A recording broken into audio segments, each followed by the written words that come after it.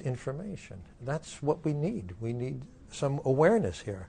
And the information is coming from new information technologies that take data like this life cycle assessment for a product, which has been, till now, just held by companies. Sellers know things buyers never know. That's called an information asymmetry. The reason we're in the great financial crisis we're in today is because of toxic assets. People were selling goods that were poisoned, and they made trillions of dollars until it all collapsed.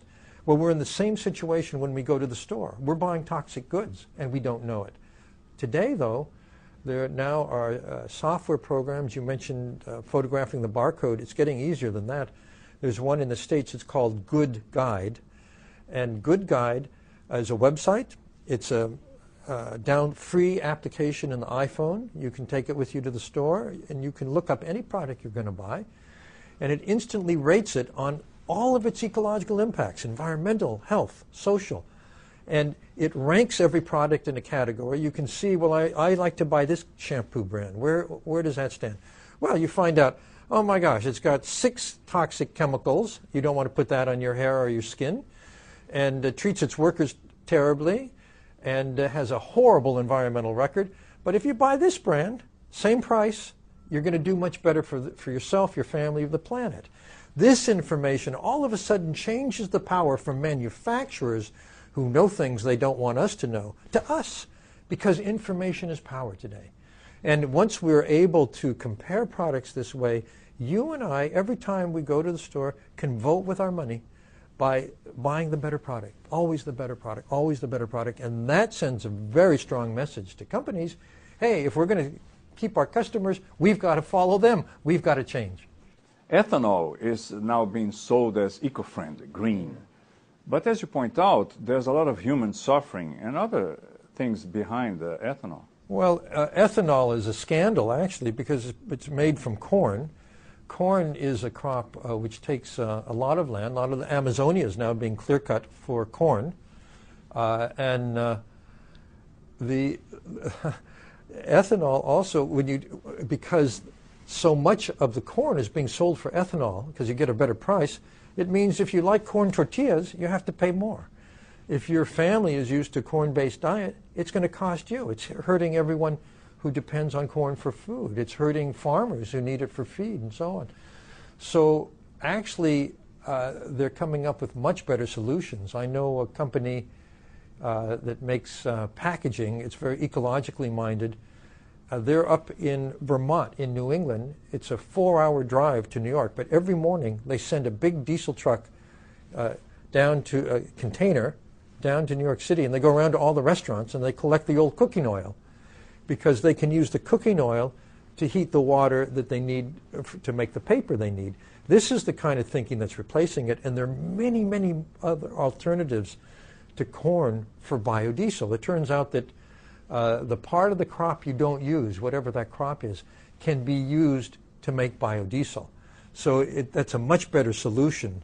And this is the kind of ecological thinking we need to get to the point where our impact, our collective impact on the planet, is not threatening the very existence of our species. Yeah, but in your book you also mentioned the fact that there are always reports of workers in well, I think you're remembering sugar cane. I cited a case out of Brazil where it turned out that the conditions of the workers were scandalous, horrible working conditions, dangerous working conditions. And now that's one of the things you can know when you go shopping. How were the workers treated? Because there are NGOs that go around looking at companies. You don't want to depend on the company. Oh, we treat our workers fine. That's just press. What you want is an impartial third party to go around and verifying good conditions, bad conditions, and then to report that to the database so that we can know it when we go shopping. And that's the future. And that's why I'm actually hopeful. But just as an addict cannot get into recovery alone, he or she needs other people, help from other people. We cannot be ecologically, socially intelligent alone, right? We have to do it together. And one thing that you wrote is interesting. Loneliness is riskier than smoking, because lonely people actually get sick. more? The data you're referring to says that people who, you know, if you live alone, you're not necessarily lonely. You may have family, you may have friends, and so on. But people who are lonely tend to get illnesses, tend to die earlier, and it's probably because loneliness makes you sad. Sadness depresses your immune system. You don't take such good care. Maybe you smoke a lot, maybe you drink a lot. But if you look at our situation in terms of the ecological threats, the opposite of loneliness, which is connectedness, is the answer. Because it's not just that I should shop better, but when I do it, I should do three things, actually. I should know the impacts of what I buy. I should get the better thing. I should favor improvements. And I should tell everybody. This has to be done as a community. It has to be done by our sharing what we know with everybody we care about. And they're sharing what they know with everybody they care about. And let it spread and spread and spread. Then it will really make a difference. Then companies will pay attention.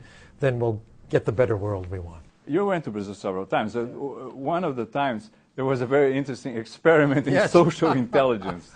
It was very embarrassing, but full disclosure, I went with my son. He was in his 20s at the time. He's a musician who loves Brazilian music. We went to Bahia, and we had a wonderful time. But what we noticed was that at first the Brazilian people didn't seem very friendly. But then as we stayed, day after day after day, we noticed they're getting friendlier and friendlier. Actually, that was a complete projection. It was a distortion. And it was us who were uptight Yankees coming to a very warm, wonderful country where people are very outgoing. But it was because of our own anxieties that we thought people were unfriendly. Everyone was friendly. It was as we relaxed, we were able to get the message. Thank you. George, Thank you very pleasure. much. Yes. Thank you.